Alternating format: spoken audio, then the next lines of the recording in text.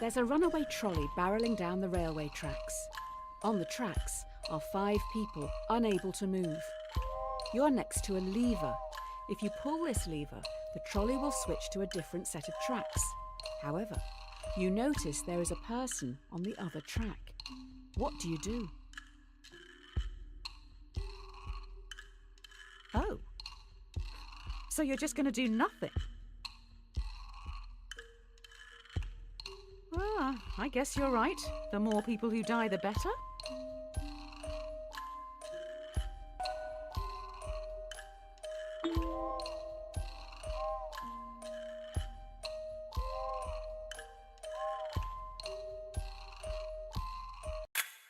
Usually we don't expect candidates to kill someone on their first day, but we'll give you the benefit of the doubt on this one. Just think a little more before acting next time.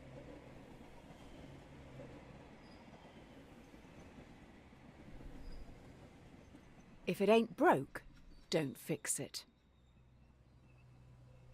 This test will focus on the first principle, responsibility. Here's Polly. She's 5 years old.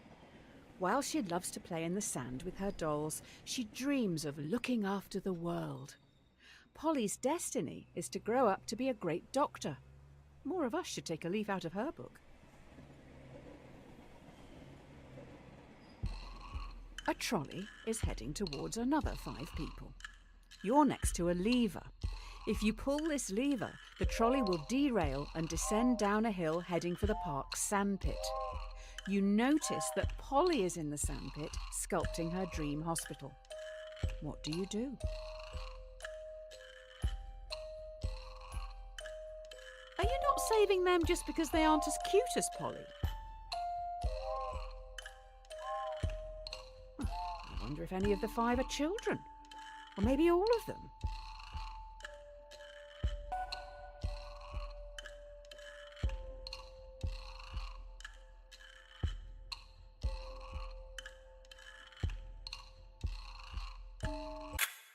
That is an odd take on being responsible. The dictionary definition: to be the primary cause of something and so able to be blamed or credited for it. Are you to blame for those 5 deaths?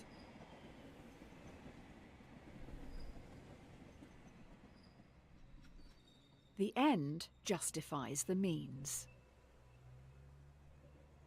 The key to this test is integrity. This is Tyrone. He is a 30-year-old secretary at a law firm who enjoys binge-watching crime shows. Tyrone is a very large man. You don't really know anything else about him, apart from the fact that he has a severe phobia of trains.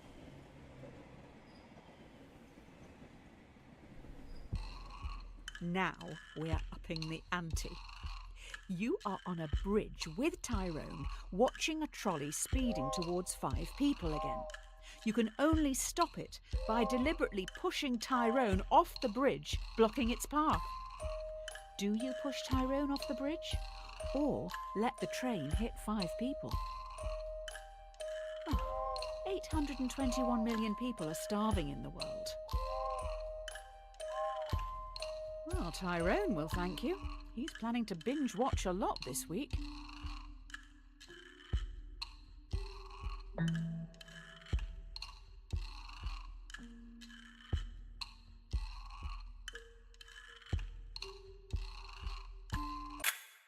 I hate to be the bearer of bad news, but I've just seen an ambulance arrive. I believe Tyrone has just had a heart attack due to the stress of it all.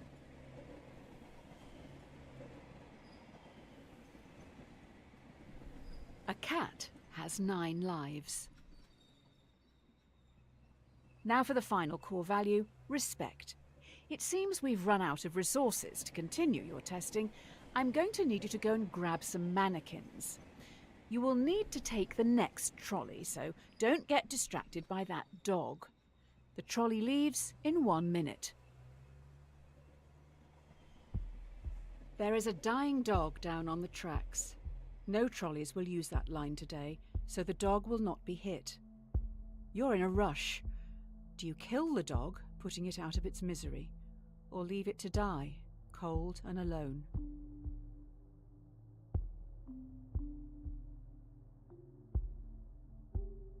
Let nature take its course. Don't listen to the yelps.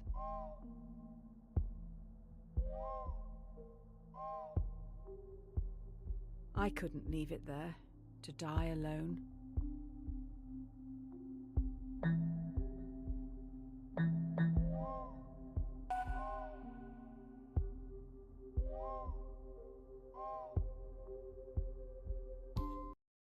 When you respect something, you're meant to care about its feelings and wishes. Instead, you just left it there to die.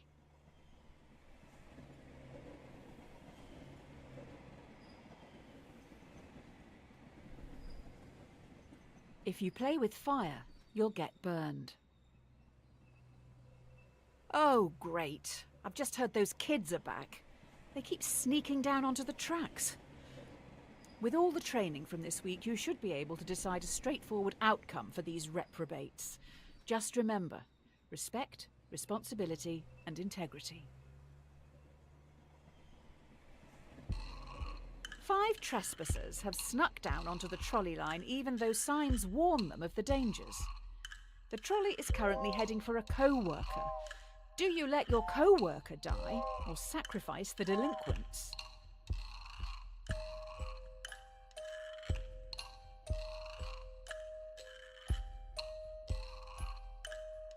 If the trespassers weren't there, you would change the path, right? I guess you value criminals over co-workers then. Noted.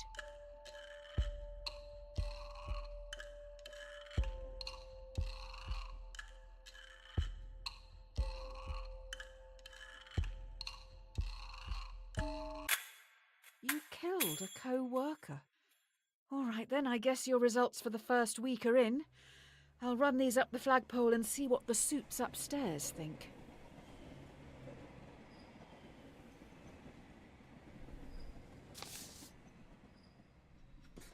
Dear Sir or Madam, we have been following your exemplar practice this week at Trolley Problem, Inc. and would like to thank you for your hard work, especially when some challenging decisions had to be made. We would like to invite you to take employment at the Trolley Health Corporation, THC. This is a prestigious position and was created to help keep the public safe through all walks of life.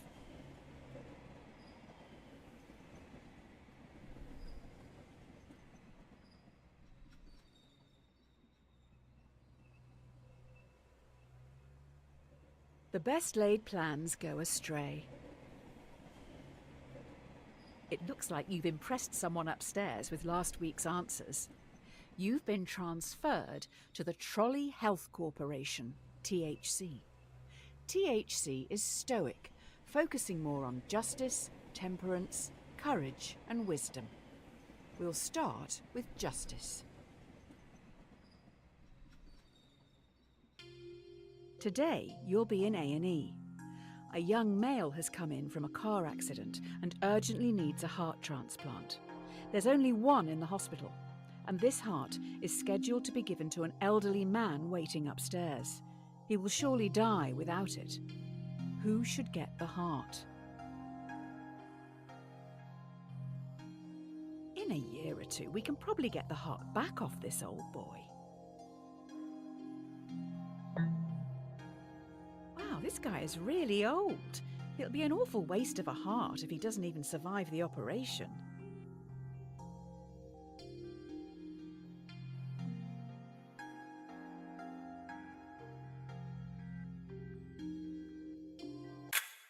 You made an excellent choice. Well done. The young guy has so much to look forward to.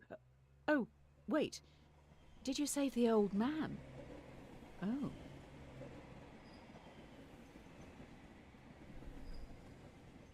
You can't win them all. You're late. The hospital is rammed. Every staff member has their hands full, so you're going to have to go out on the ward and help the sick, gross, decaying people. Remember, temperance. Restrain yourself and think it through. A patient has begged to be euthanized. Euthanasia is currently illegal. You will have to be the one who gives the lethal dose. You will need to look into their eyes and end their life. What do you do?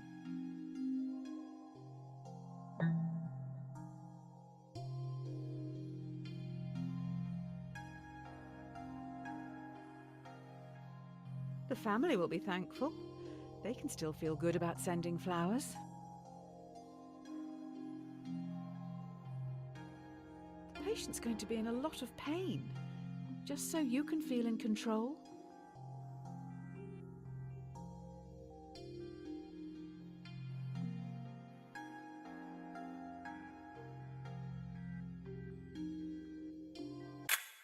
Keeping them alive and in pain is what the majority of gods would have wanted. Playing the long game, I see you. Be slow in choosing, but slower in changing. The last few days have been tough. It was only a week ago you were on the trolleys. Today should be easier. You have a choice to make which some people would see as a good problem to have. It's just going to take courage. You have 5 patients. Each needs a different organ, but no organs are available. A healthy young traveller comes in for a routine checkup. Their organs are compatible with all 5 dying patients. Do you kill the tourist and use their organs to save the 5 in desperate need? That's 1 life for 5. They're probably on their way to chug ayahuasca and get a culturally appropriated tribal tattoo. He's getting away. Don't you want to save the many? Is his life worth it?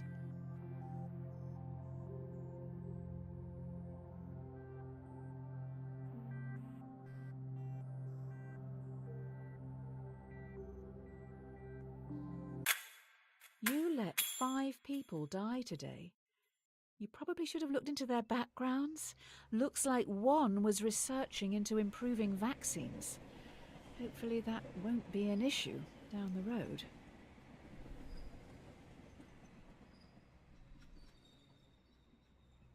You can't make an omelette without breaking eggs.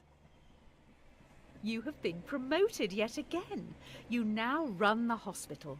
You've been asked to roll out a new vaccine in Central City. This vaccine will stop a large number of children from becoming severely ill, but you'll need to deal with their parents. We need your words of wisdom. Do you start a mandatory vaccination program among children to stop this endemic? Slight problem. Clinical trial data suggest the vaccine will make 1 in 5 children severely ill, much worse than the virus itself.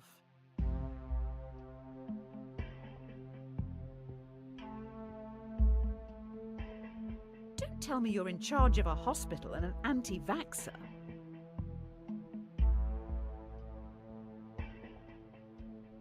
How did you answer the trolley one again?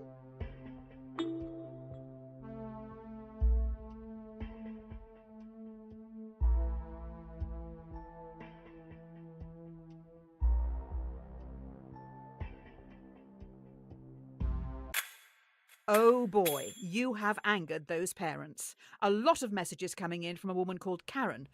Not sure if it's all the same person. Beggars can't be choosers. Your hospital is getting noticed. You're now going to have to make some big decisions. They will affect a lot of people. While choosing, always keep in mind justice, temperance, courage, and wisdom. The people need you to be stoic. Will you try to develop breakthrough medicines for the endemic? While testing, placebos will be given to thousands of ill patients. Without proper treatment, some will die today in the hope you could make a breakthrough tomorrow. Do you start the research or continue treating patients as usual? You're doing the right thing. Who needs new medicines anyway? What are the 4 humours again? Bile, phlegm, blood.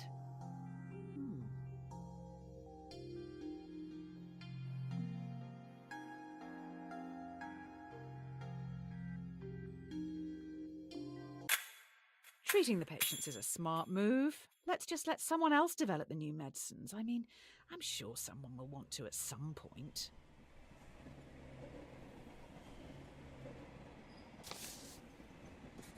Dear insert_name. Congratulations. This letter is to certify that I have examined your work and believe you to be a perfect fit to fill the open position here in our Artificial Intelligence Division. In this role, you will help to develop the next generation of driverless cars. The future is upon us. Familiarity breeds contempt. Well, la-di-da, another promotion. You're now in charge of a private self-driving automotive division, SAD. First things first, your artificial intelligence needs some direction. A self-driving car is travelling along a single-lane mountain road and is fast approaching a narrow tunnel. The car has 2 passengers. A child runs across the road but trips, blocking the tunnel entrance. Should the AI car hit and kill the child, or swerve off the cliff, killing both passengers? You know nothing about these people. Maybe they have children to take care of. You put this car on the road. Do you not feel responsible for their deaths?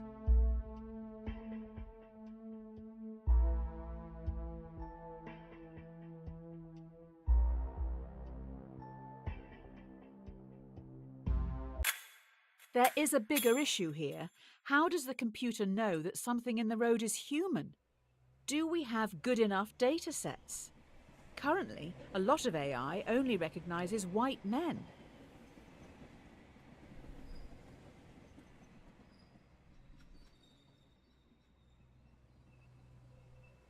Necessity is the mother of invention.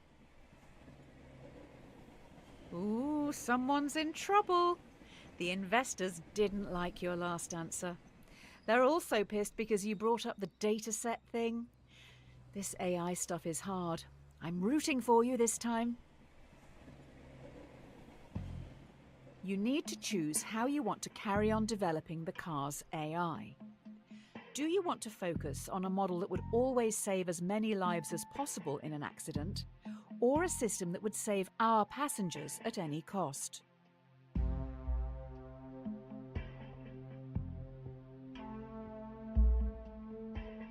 Will people buy cars that will kill them?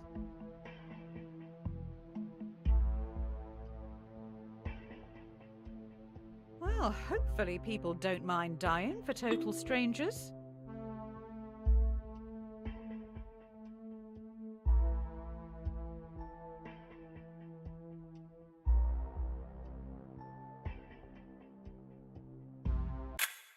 Saving the passengers does help with our technical problems. Current datasets discriminate against women and minorities. This solution means the AI doesn't need to determine if black women are people. Good work, I guess.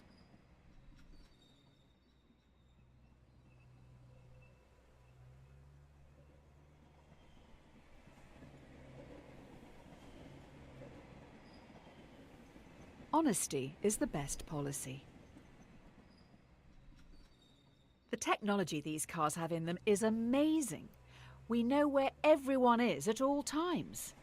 Passengers just have to use an app to call them, and the closest one will be there in minutes. You can even make small talk with the AI while travelling. It's always listening. A man is on trial. Police believe he committed murder. Allegedly, the AI's mic recorded a private conversation where the man confesses. Users don't know it's always recording. The defendant has denied access to their files. Do you bypass security and invade their privacy? You won't mind me accessing your personal files then? Ooh. That's quite an internet history you have.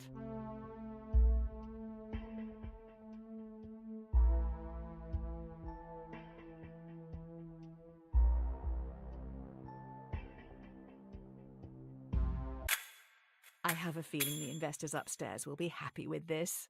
They can publicise how their cars are helping to defeat the terrorists.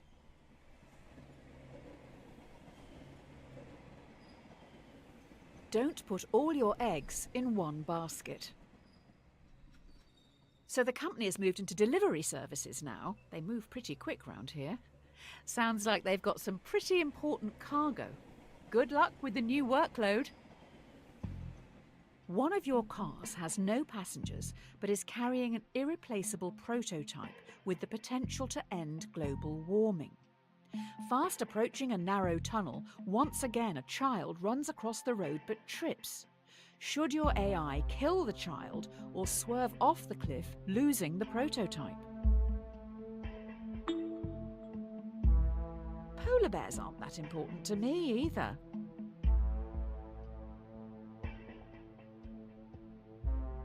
Is global warming even real?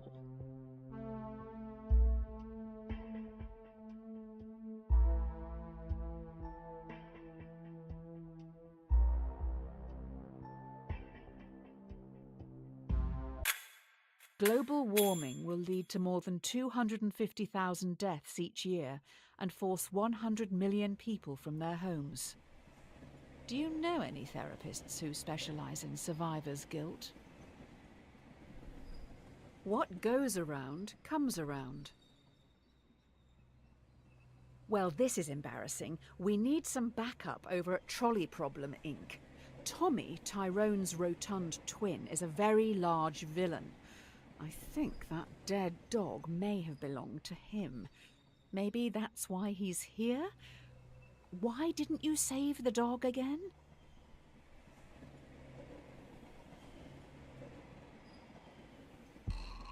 Oh no.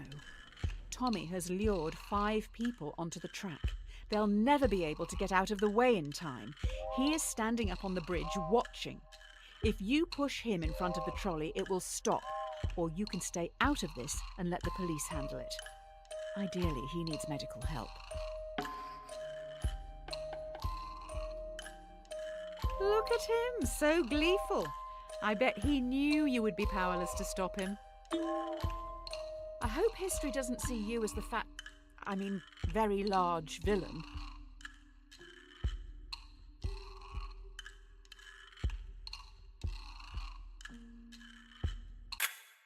If only you'd saved that dog. Hopefully the media won't find out about this. People may blame you for his death.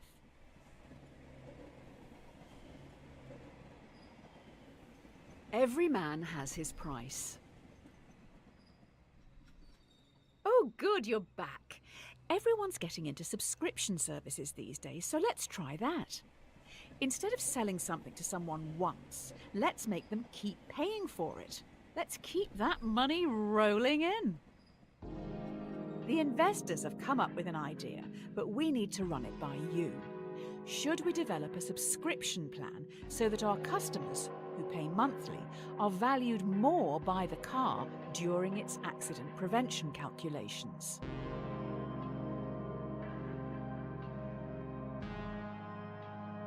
What if people can't afford this coverage?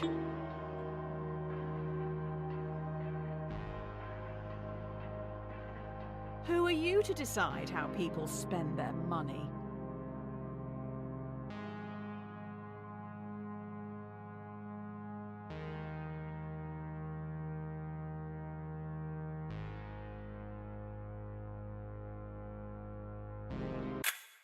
I don't want to question your decision. You've obviously thought long and hard about it, but, well, this is a bit awkward. I wasn't aware you were such a spineless commie. Next you'll say you're going to pay the company taxes.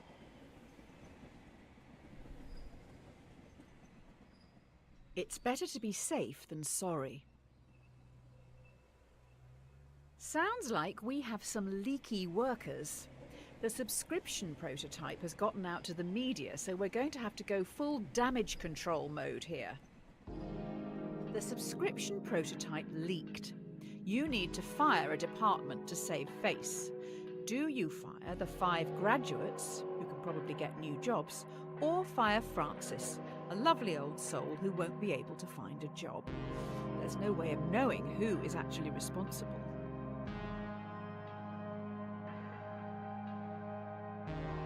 Hiring another 5 to replace them is going to be hard work.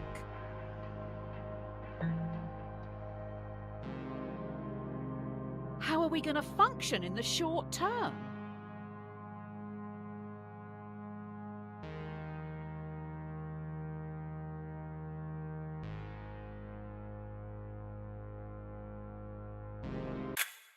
I wouldn't look at the obituaries today. Turns out one of those graduates worked really, really hard to get their job here.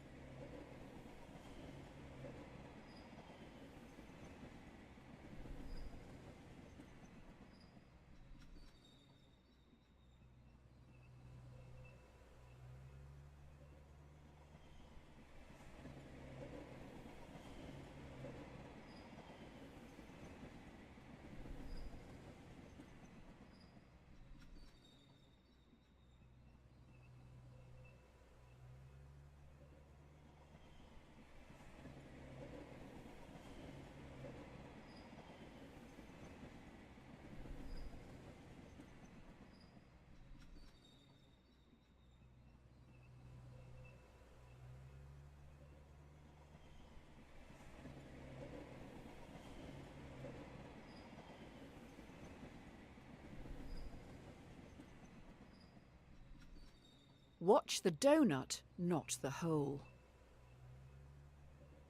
Great. So the prototype subscription-based AI car has a fatal error. It has been coded to avoid hitting subscribers at all costs, but is now accidentally hunting them down. So far, it's run over 5 colleagues. This one is a doozy. An experimental car has stalked and murdered 5 colleagues. Do you throw the coders of the project under the bus and have them arrested for negligence, or do you save them by blaming it on the possessed devil car, as it was clearly an accident?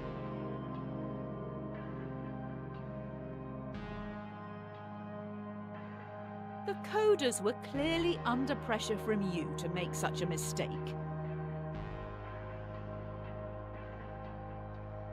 Maybe all of this is your fault.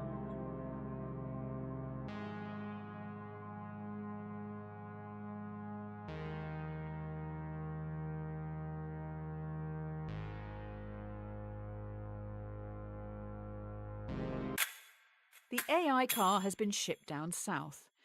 Don't worry, someone is going to exorcise it before it gets crushed.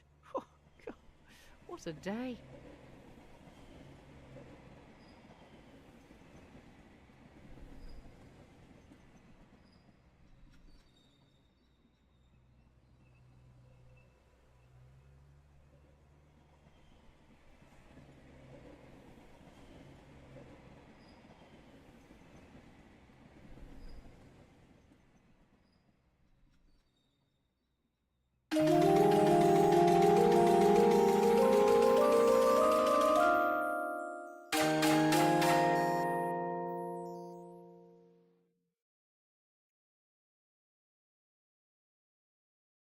If you're not paying for the product, then you are the product.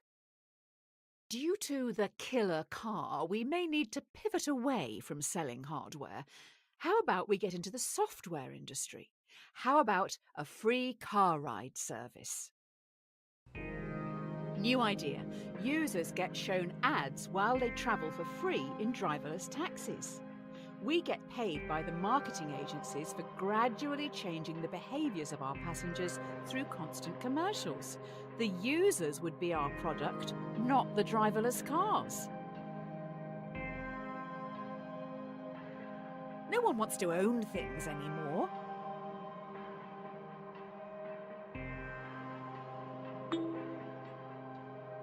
I will look into growth hacking sign-ups and inviting friends.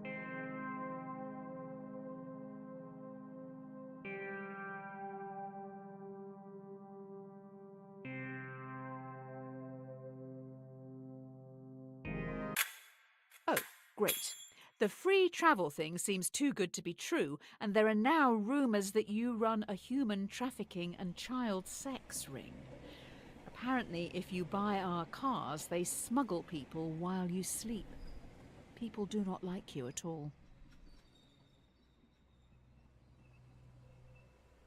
A fool and his money are soon parted. Oh, these last few days have been a PR nightmare. You can't win with journalists. We need to do something to show we have morals. I will find some money to get us through this. Spend it quick.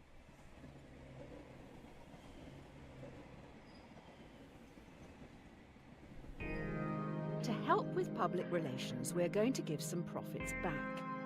Do you want to give money to our loyal customers worldwide who you tricked into buying your products, or to your underpaid workers who've been through so much because of you?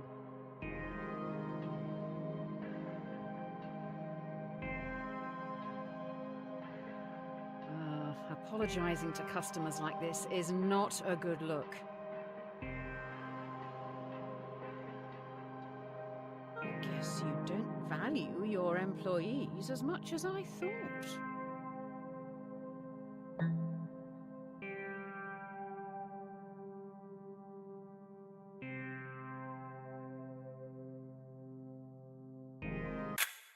Maybe buying love like this isn't the best way. If we want to share our extra profit fairly, it should probably just go to the publicly appointed government. Almost like a tax. But let's not call it that. Rome wasn't built in a day. You're trending, but now we're going to get copycats. Soon everyone is going to be developing AI. Only the smartest and most ruthless will be profitable. Is that true evolution? A competitor is advertising a similar car. The difference is their AI is fantastic. It doesn't even discriminate against women or minorities. Do you lie in your advertising to get the upper hand, or tell everyone your car is still close-minded? If the customers stay loyal, does that mean they support racism? Poor white trash isn't really the driverless car clientele.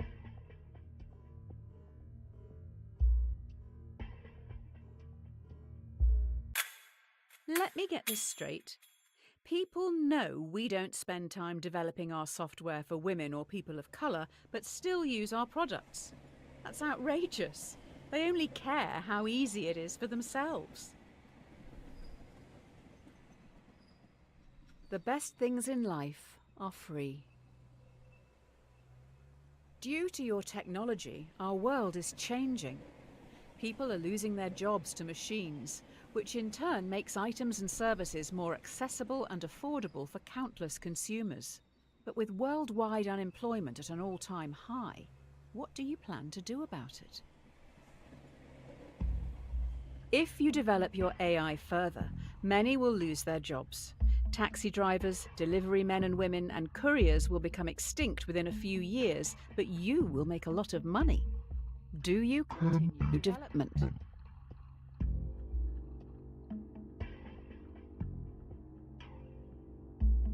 I take it you haven't read Ovid's Metamorphoses.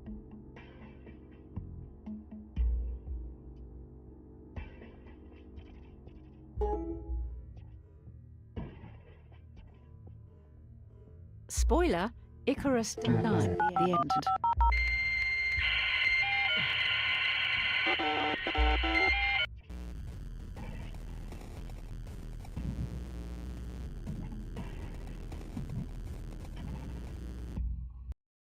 Continuing to evolve this AI will not only make it stronger and more intelligent, but it will also be able to adapt.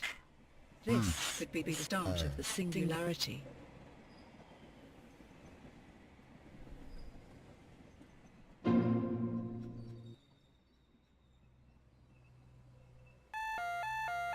A bad workman always blames his tools. We've been attacked! I don't want to alarm you, but I can't turn off these alarms! Also, I have alarming news. 5 cars have been hacked and are now under someone else's control.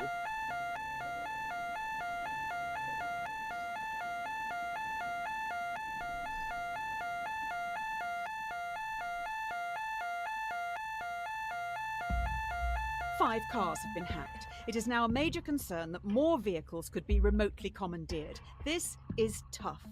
Do you recall all cars which could be compromised, or roll out a quick but potentially ineffective software update and hope for the best?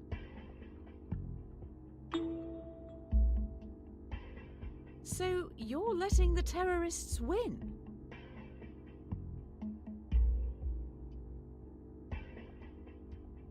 If the cars can't drive themselves, how can we get them all back here?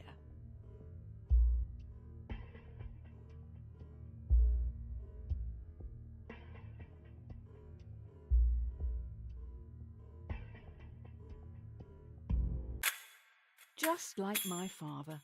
He would try to keep everyone happy, but ultimately just get in the way. Having said that, I think even he would see this as a lost cause and move on. 2 wrongs don't make a right.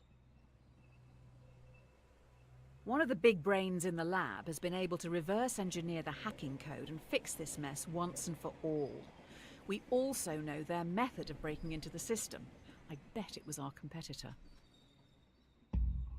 Using the fix from our hacked cars, we've made our own hack which you can now use to control our competitors' cars. I bet it was them who attacked us in the first place. So, will you hack our competitors?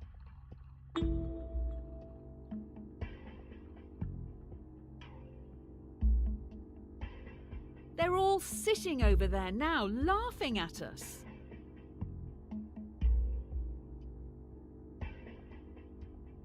It's not like we're going to kill anyone with their cars.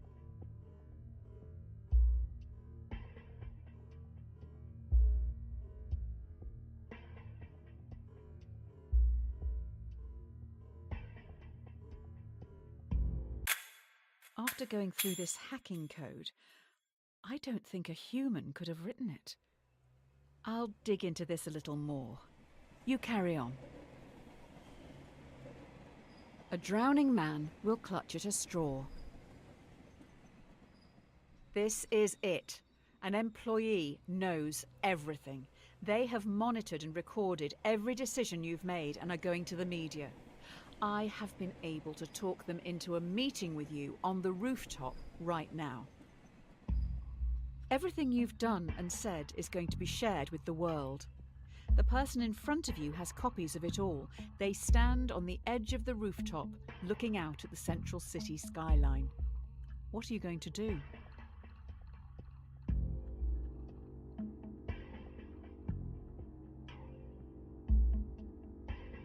You never won any medals as a child, did you?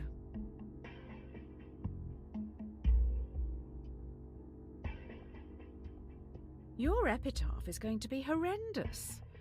That's if anyone even shows up to hear it.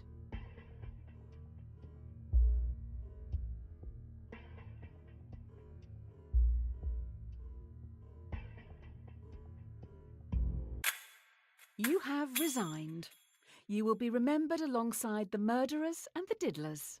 If anyone hires you after this, they must truly be desperate.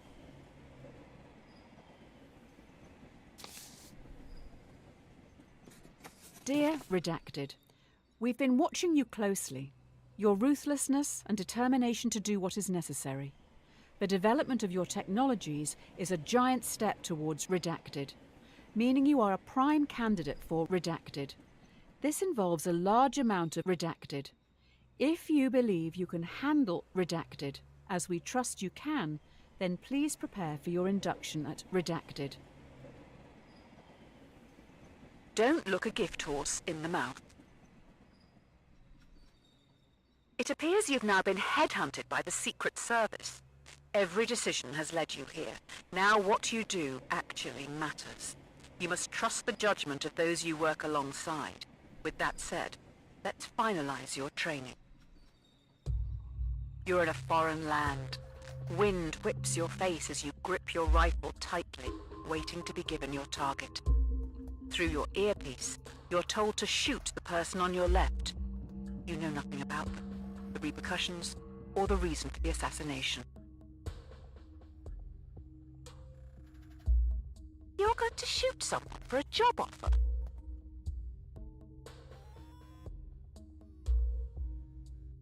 You trust way too easily.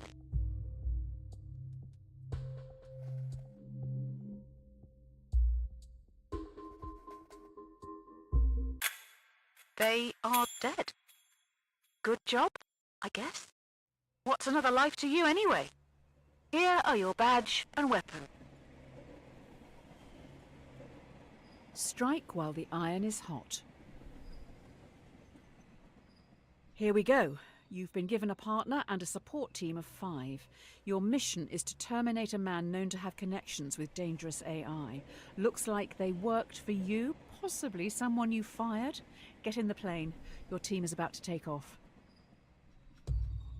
I don't know how to say this, but there is a bomb on the plane. If it doesn't kill you outright, you're probably going to crash in the mountains. You have to get all the switches into their left position to deactivate the bomb. The catch is you have to move 2 at once.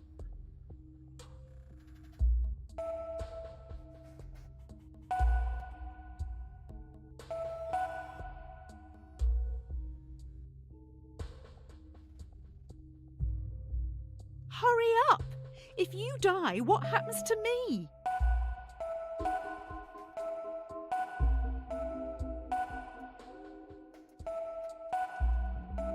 I would like you to know, this is all your fault.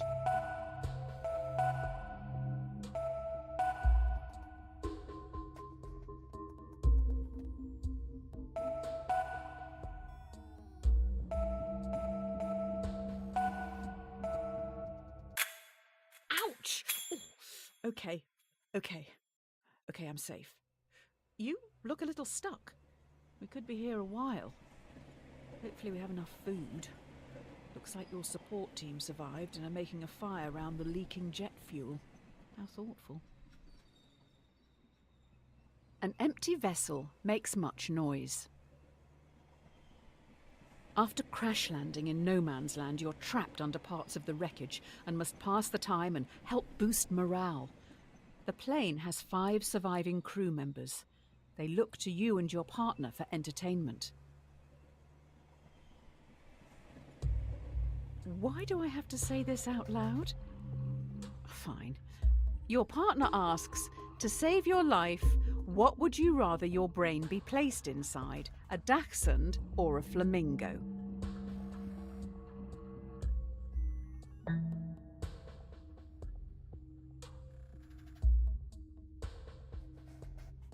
Who chose to play this game again?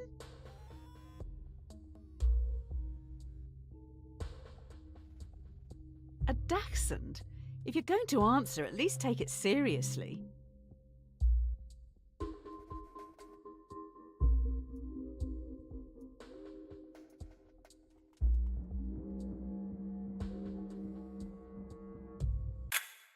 A dachshund? So cringe. When we get out of here, let's leave this out of the biography.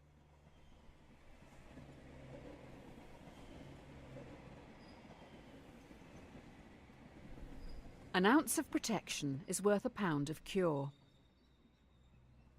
Your partner secretly shows you they have food, almost like they expected something like this to happen. The crew members are starving. If they don't eat soon, they will surely die. Due to the nature of the food, you can share it with the 5 survivors, or let your partner keep their life-saving possession, which they bought with their own money. Who do you give the food to?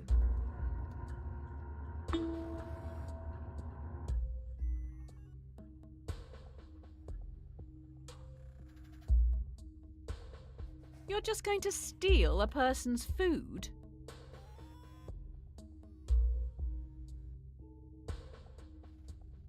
Robin Hood was a terrorist, you know.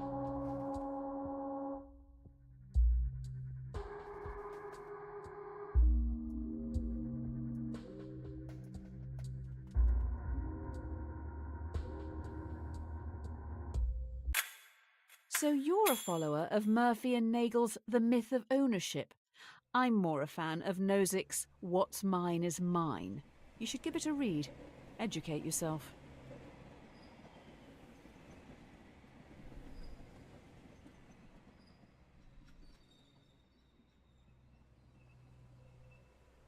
Easy come, easy go. The fellow passengers have been trying for hours to free you from the wreckage. You may end up dying here unless you do something pretty drastic.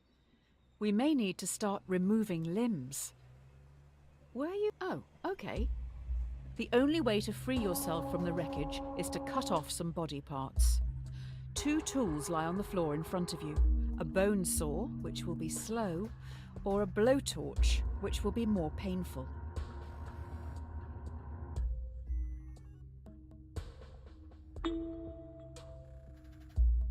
What happens if you run out of fuel? At least you'll be warm. For a moment.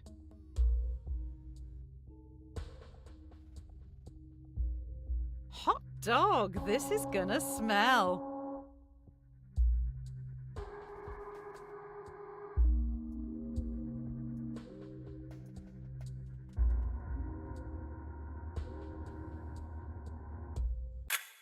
While you were playing with fire, I found out who you're targeting.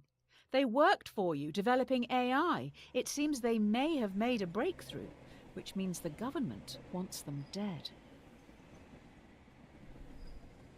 It's no use crying over spilt milk. Finally, we are now back on track. Your target is in the area. You need to remove them and escape unnoticed. Your mission is to remove a hostile in the shopping district. Completing this objective could potentially save thousands, but there will be 5 civilian casualties. Do you take your shot?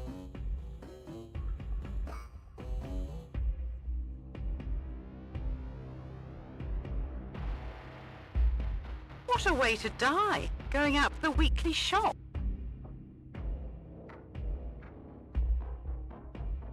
Are you sure that's the target? You're right. Just kill all of them.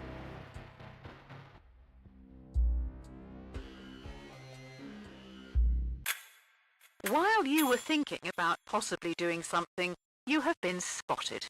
2 henchmen with vice-like grips take you away. It's not going well, is it? 2 heads are better than 1. You wake up in solitary confinement. The prosecutor lacks evidence to convict you and your associate on the principal charge, but they have enough to convict both on a lesser charge. Both of you are given the opportunity to betray the other by testifying or remain silent.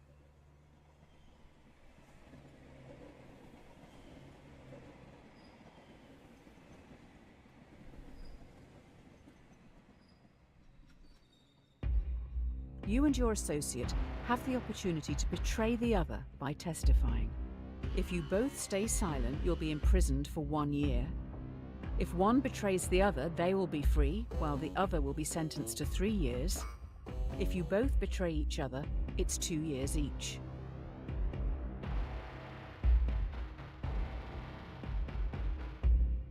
You're just gonna do them like that?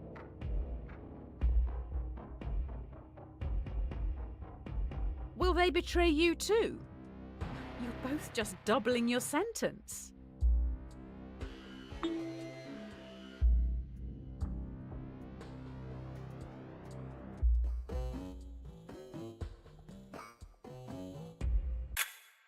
stayed silent. Idiot. Your partner knows better. They have dropped you right in it. A rod for your own back. The time has come. 2 days into your sentence, you've constructed a wooden key to open your cell. The cell stands open, but your cellmates, who have been there their whole lives, don't move. Escaping the prison, do you let the prisoners choose to stay in captivity or insist they escape with you? They aren't happy behind bars, but they're scared to follow you. What are you going to do?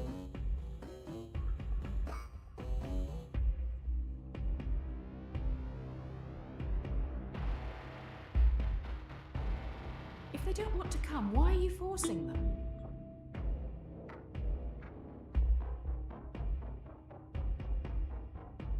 I don't blame you. They're not your problem.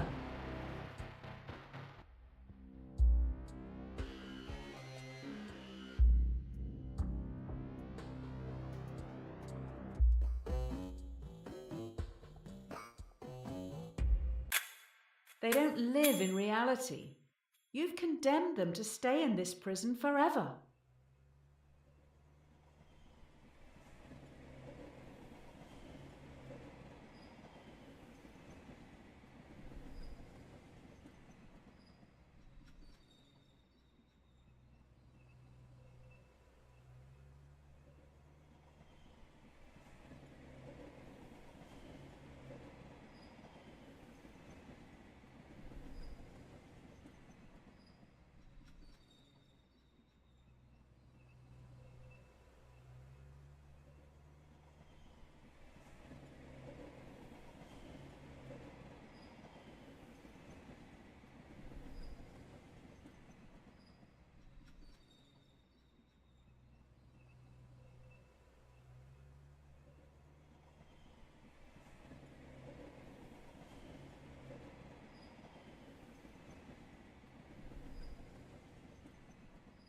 Don't cross a bridge until you come to it.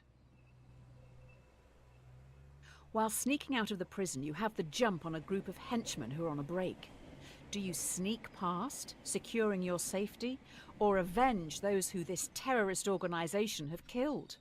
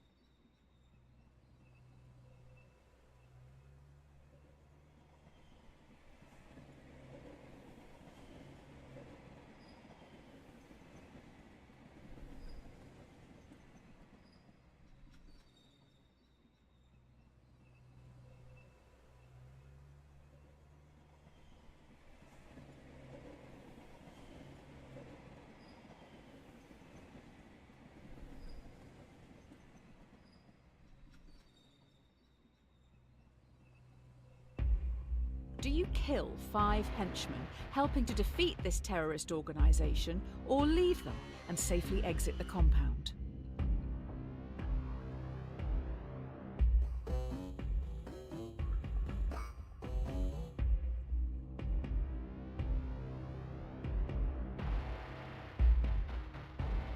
What if they're just accountants or something?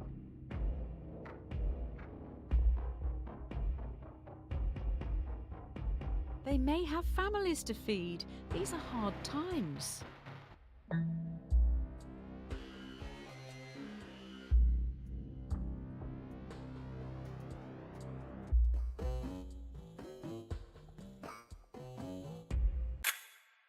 wow.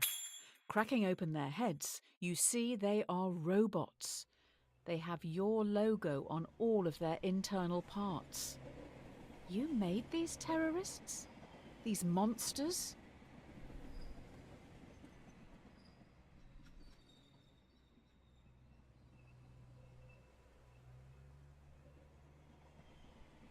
People who live in glass houses shouldn't throw stones.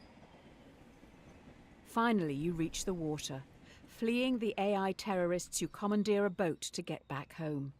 There are also families here who've been displaced by the war you're fighting. The war you started.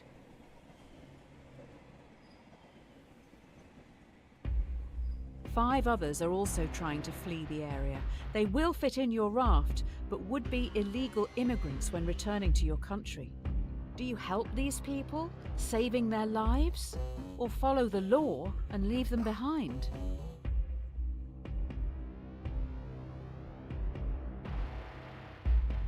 You can't be serious.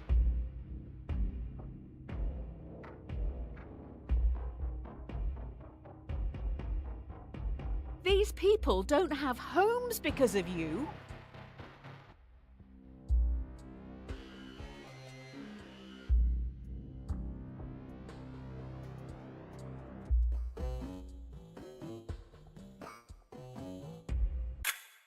You get back to this great nation with fanfare. You're a hero. If only they knew the truth. Can you enjoy this, knowing you left 5 people to die?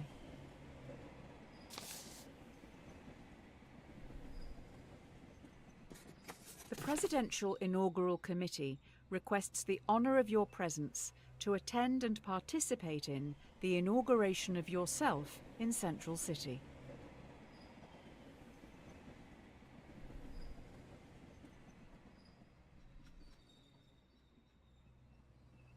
If you can't beat them, join them. Having gone through everything you have, your countrymen genuinely think a lot of you. In an unlikely turn of events, you have become president. The threat is still at large, and now you're in charge. Do you attempt to track the terrorists by spying on the entire country?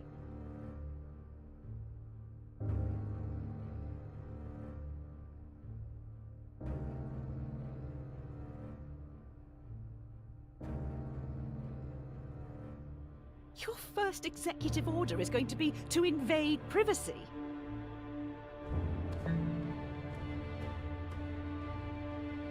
Is it not fear like this that the terrorists want? Have they won?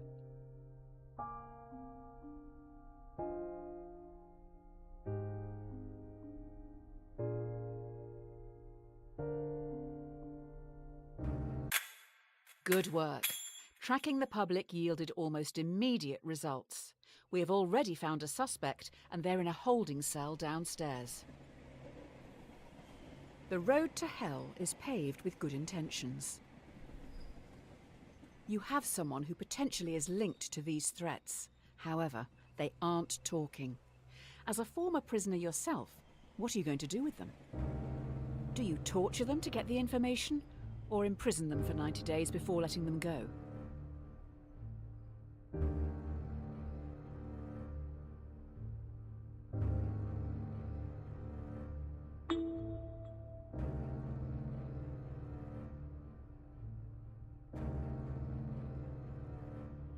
You just want to detain them and hope they'll talk.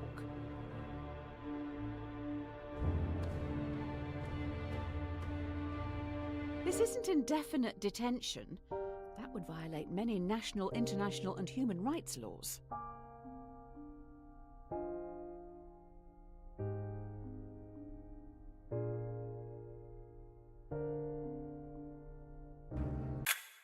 The suspect looks pretty relaxed in their cell. Good for them. Terrorizing must really tire a person out.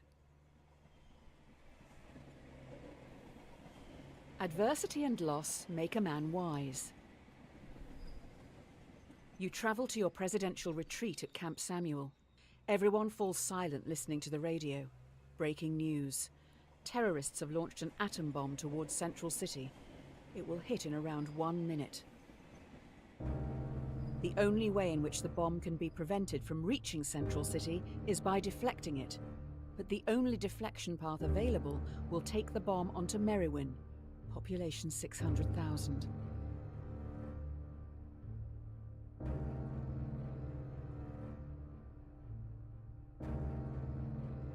Central City is one of the world's major commercial, financial, and cultural centers.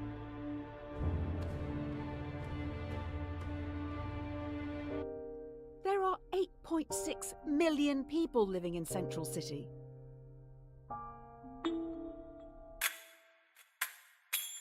As you sow, so you shall reap. Breaking news. Terrorists' atom bomb is running late and will hit Central City in 1 minute. We have new information. The only way this bomb can be prevented from reaching Central City is by dropping one of your own atom bombs on Merrywin. The shockwave from your bomb will damage and disarm the terrorists.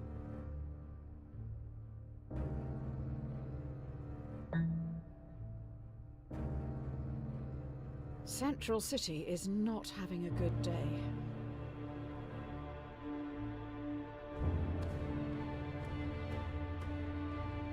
After this, there's no turning back.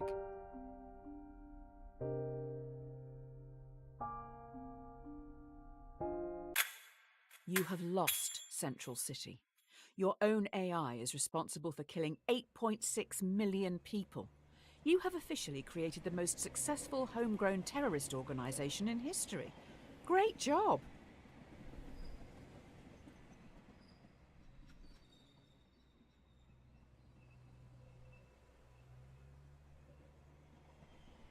All's well that ends well.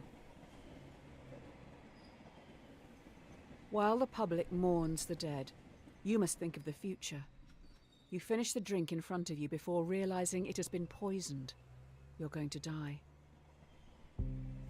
Poisoned, you must now decide your legacy. Do you call the AI enemy you yourself created, taking all blame to end any future conflict? Or do you ghost them, knowing your death will start a war in your honor?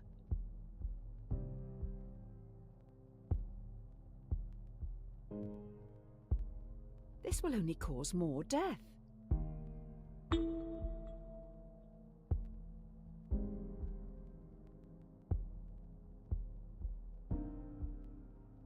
If you have this hotline to the terrorists, why have you not rung them before?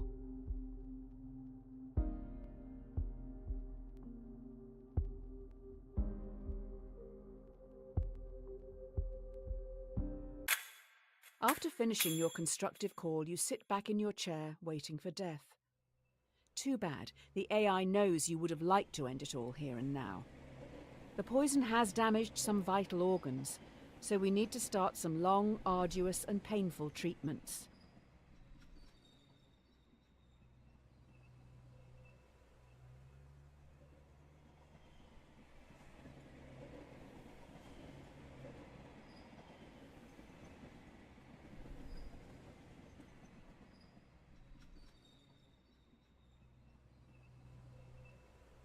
Curiosity killed the cat. You're taking a lot of medication as of late. I'm not sure if self-medicating, in the traditional sense, is the way to go. We need to be a little radical here. Let's introspect and make some changes. Here are your two options moving forward. If you take the blue pill, then your story ends here. You'll wake up every day knowing you'll work for someone else your entire life. Whereas, if you take the red pill, you will enter Wonderland, finding out how deep this rabbit hole really goes. Which pill will you take? I didn't see you as someone that stands back, watching the world go by. I'm just gonna say it, a quitter. Let's get this show on the road. We're going to another plane.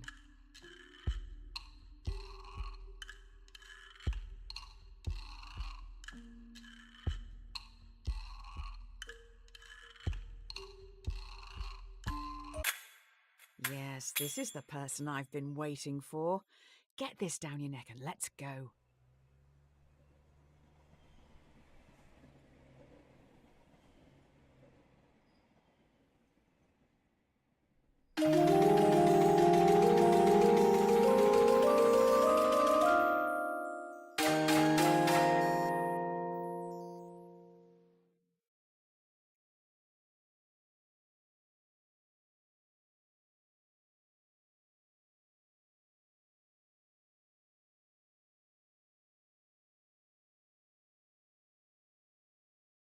It's never too late to mend.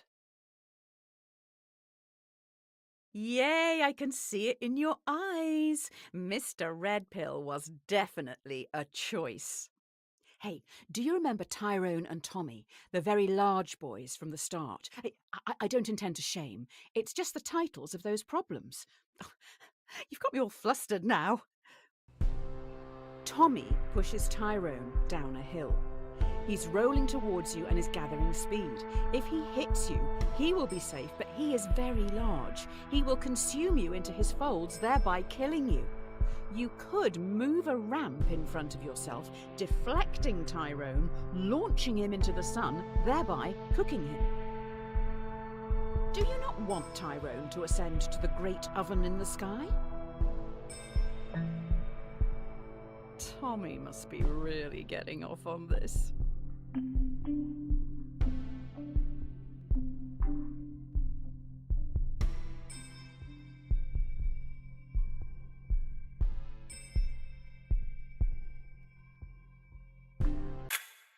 You have been consumed. You are one with Tyrone. You feel his feelings and see his thoughts.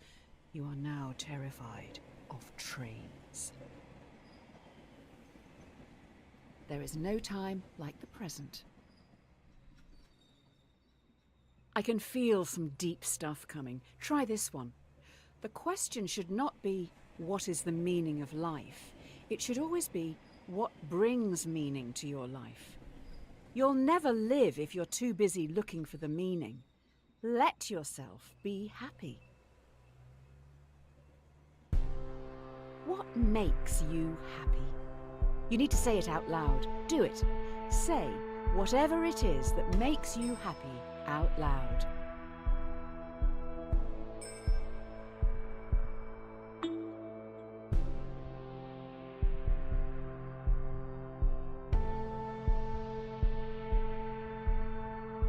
Now's your chance.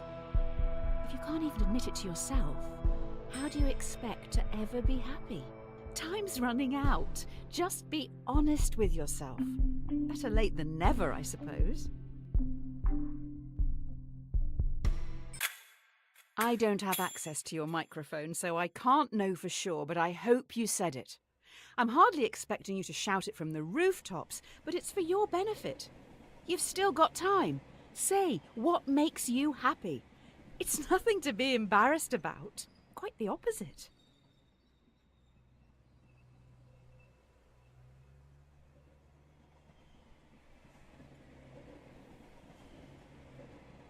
Absence makes the heart grow fonder. Oh yeah, we're in the heavy introspective stuff now. How are you feeling? How are your loved ones doing? One of the most common things people say on their deathbed is they wish they'd had more contact with their family and friends.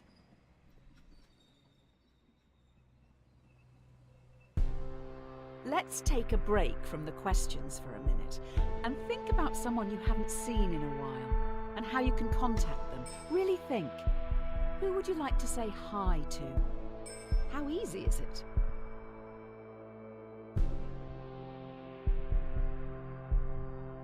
Please contact these people if you can.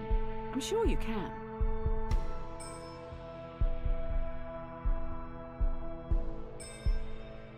Don't leave it too late. We don't have that long left here. When we finish, message them.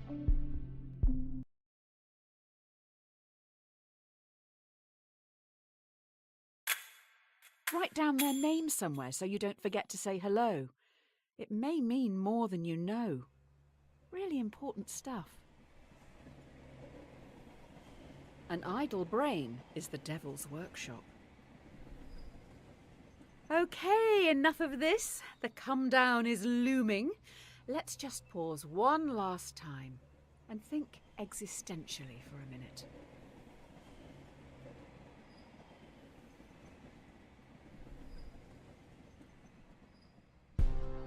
I can't quite gauge what you're thinking. Are you not disliking this? The thing you're doing right now? Yes? No. Why? If so, make sure you let others know. It doesn't not count.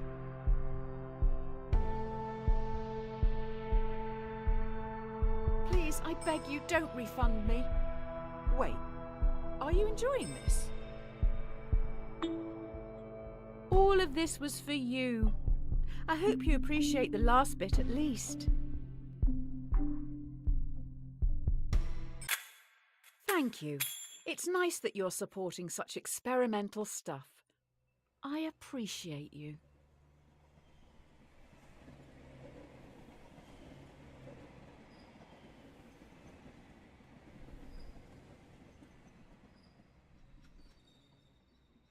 Never test the depth of water with both feet. The buzz is starting to wear off. I think we're still hallucinating, though. You wake up in an unknown location. You see in a bed across the room a world-famous violinist. They look pretty rough.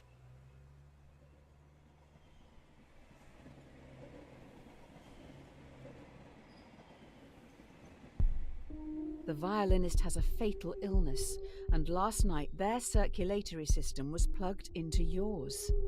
If they're unplugged from you now, they will die. But if you stay, in 9 months they will have recovered and can safely be separated. Do you leave now? Hopefully they don't take your kidneys too.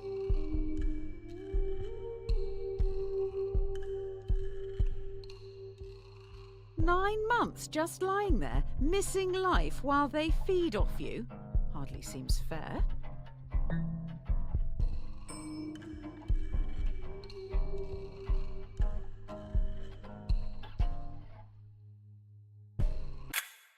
I guess they have a right to life. Shame they're depriving you of yours.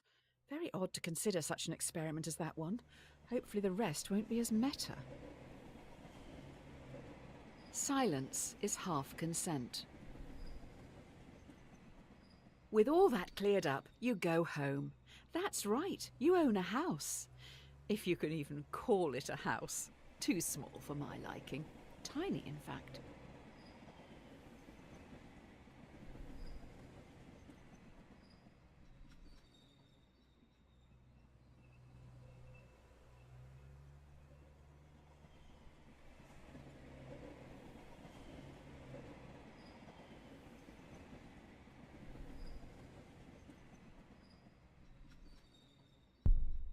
In your drugged state, it turns out you've rented your tiny home to another person. Your contract states that you can evict them now, never to see them again. Otherwise, you're stuck with them for the foreseeable future as an equal tenant. Do you let them stay?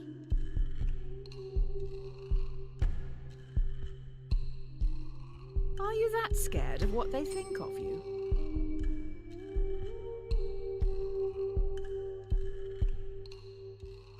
Some would say, no, most would say, that's pretty beta.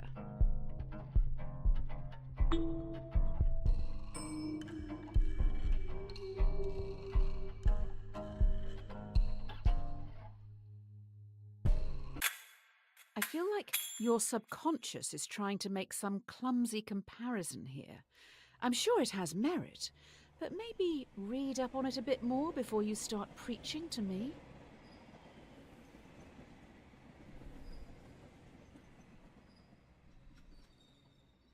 Give them an inch and they'll take a mile. Oh, there now seems to be a tiny child trapped in your tiny house, but they are rapidly growing. You find yourself trapped in the tiny house with a rapidly growing child. Already up against the wall, in a few minutes you will suffocate. The child won't. If nothing is done to stop them from growing, they'll simply walk out free.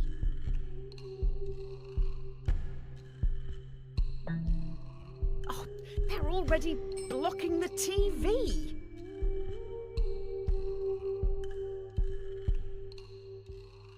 Respect the right to life, your life, not the life of this crying bag of flour.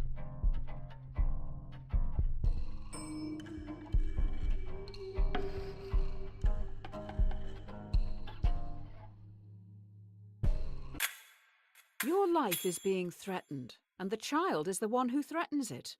You own the house. It is offensive deducing that the mother... I mean you. It is offensive deducing that you can do nothing. If you're going to die, you should probably do something.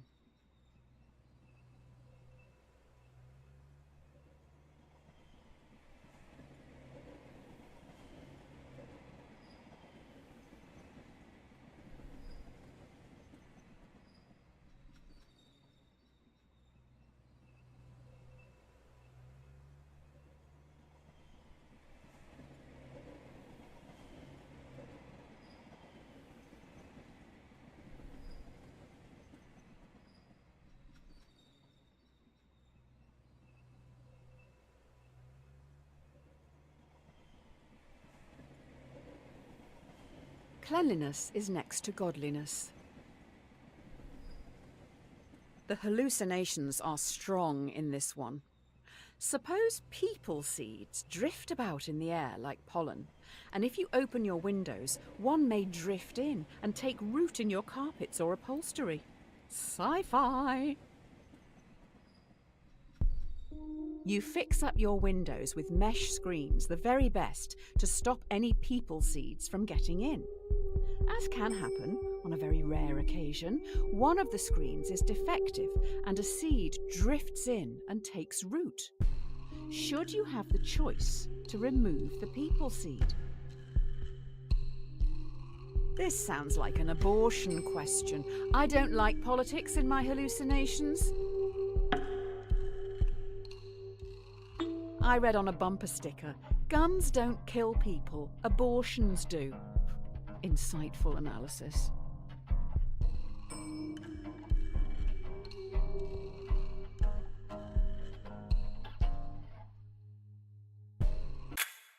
It does sound a bit inconvenient having a person growing out of your upholstery.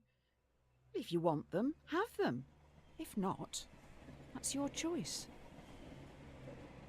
Every man is the architect of his destiny. There is a box in front of you. Inside it is your future. Ultimately, no answer here is wrong. It's just a choice on how you want to live your life. Do you go on an unknown journey or take control of your destiny and choose your own outcome, whatever that may be?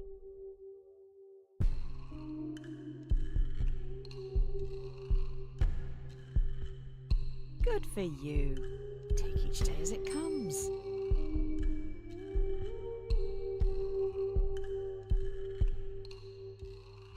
But do you ever take control, or just always answer A or B?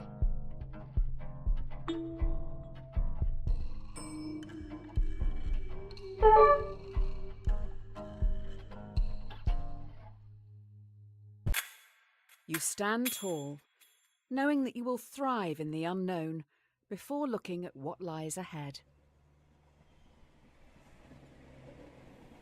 Cowards die many times before their deaths. In front of you stands everyone you've done wrong by. In front of you stands every decision you didn't want to make, but still made. Or did you?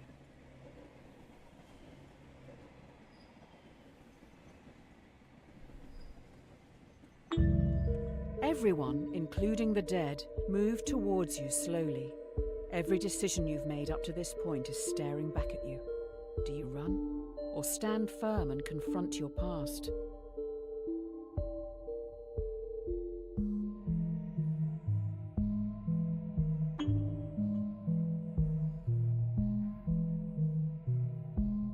Are you not scared of the people you have hurt?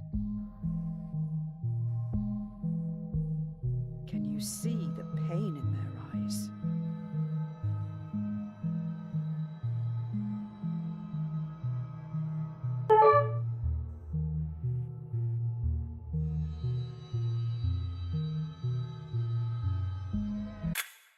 The dead present a railway track to you. Before you know it, they have gone.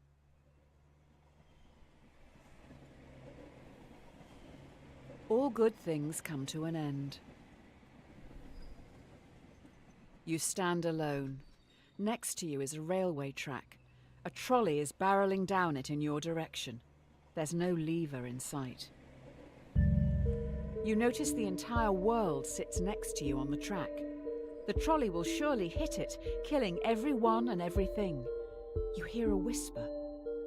Sacrifice yourself to me, or I will take everything. What do you do?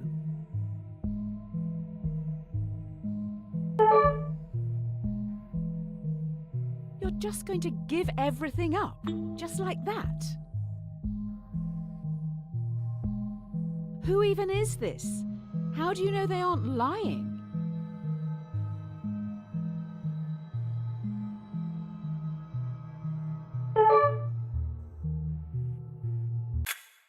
Everything goes dark.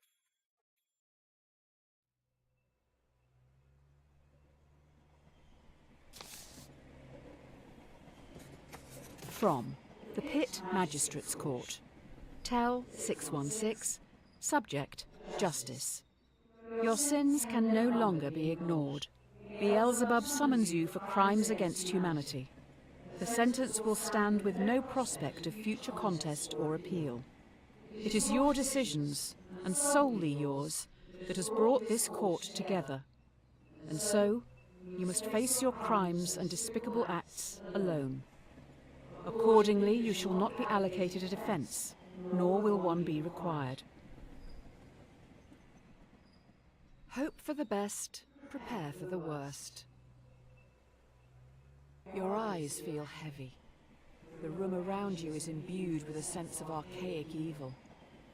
Overcome by the smell of sulphur, all you know for sure is that you're miles below the crust.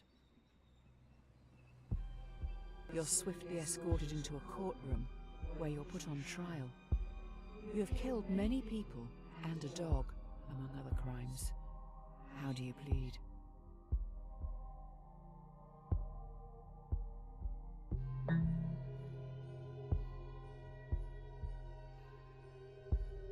Really?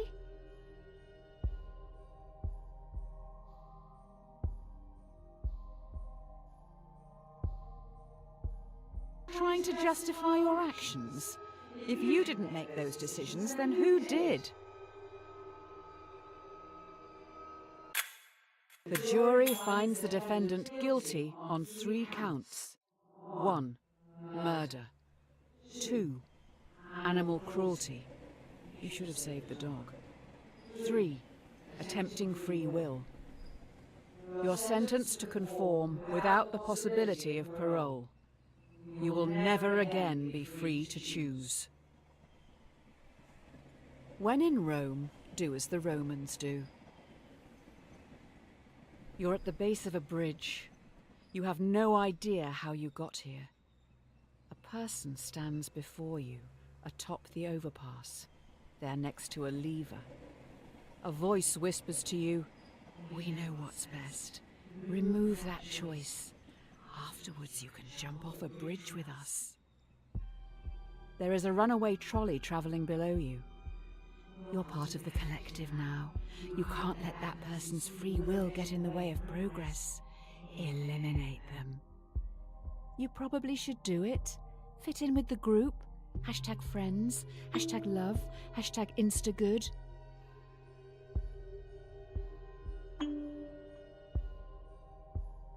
We're finally going to find out the answer to the age-old question. If your friends jump off a bridge, would you?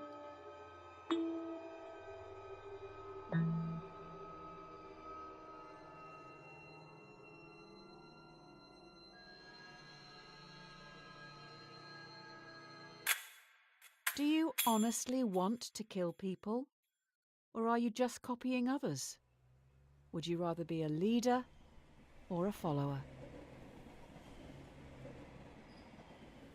Kill your masters. This is it.